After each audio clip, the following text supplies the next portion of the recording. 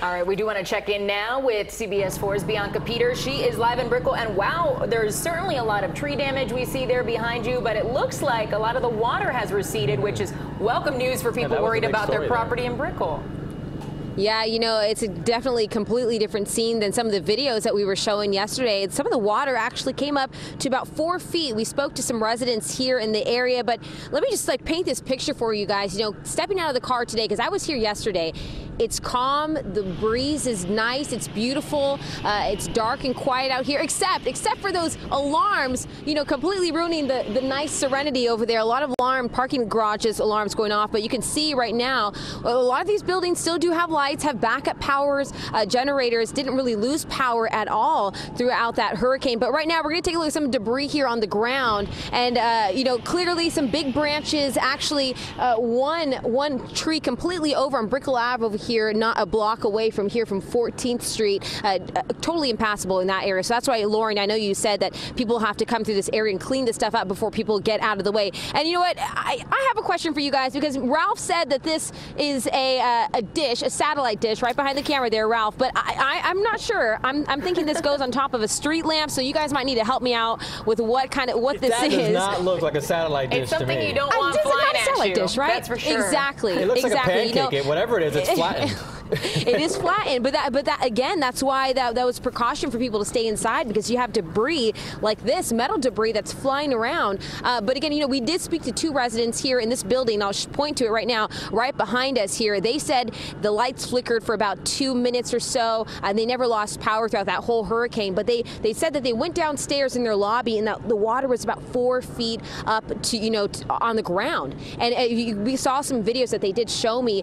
Right here, you have Biscayne Bay right here, and you know, speaking to Dave Warren about what the phenomenon that happened here was, that you have those hurricane force winds that create those waves on top of high tide. That was around noon, that pushed all this water in this area. That's why you see a lot of debris, a lot of mud, everything around this area, and you know, that did kind of recede back into the ocean. But you're left with this. You're left with a lot of mess for people to come that have to pick this up before residents can be driving in this area. So, you know, again, like you guys said, we have to be patient in this cleanup process, because it's going to take a while. But, you know, we are glad to hear that, you know, those residents didn't lose power. A lot of people in this area are still fine. You know, we're driving through this area. We did see a ton of glass over here, kind of looking around to see where that came from.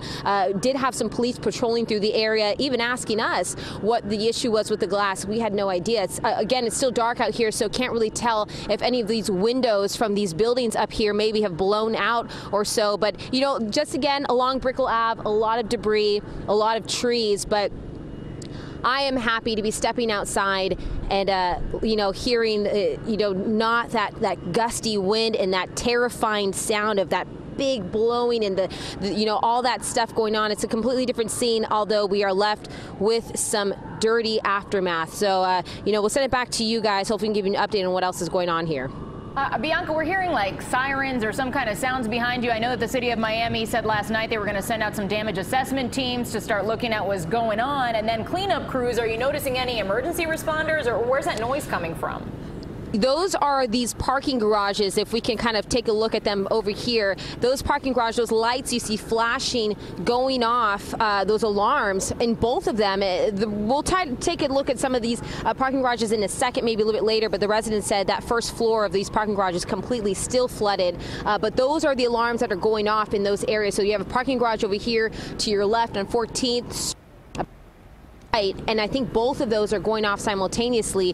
As we were making our way down Brickell Ave, seeing a bunch of those flashing lights in those parking garages. So in terms of how they went off, maybe it was the water that set them off, the wind, I'm really not sure. But I know you guys kind of talked about the crane early on in the morning, early on in the show. We did see that crane, the one that was broken down in downtown Miami yesterday. And that was, if you just head along where that camera's pointing, a little bit further north in that area off Biscayne, that crane creaking with like this deep rumbling sound yesterday in the wind. And we also heard news that there's 2 more cranes that were broken from yesterday. One of those in Edgewater, the second one in Fort Lauderdale, and city officials saying that those are going to be, taken care of today, assessing the damage that they have done. But, thankfully, no one was injured in the breaking of those cranes. But as you see, just still a lot of debris out in this area. So I think the cleanup process is going to be, quite frustrating for residents who've been cooped up inside, like, you guys, like all in this entire weekend. So,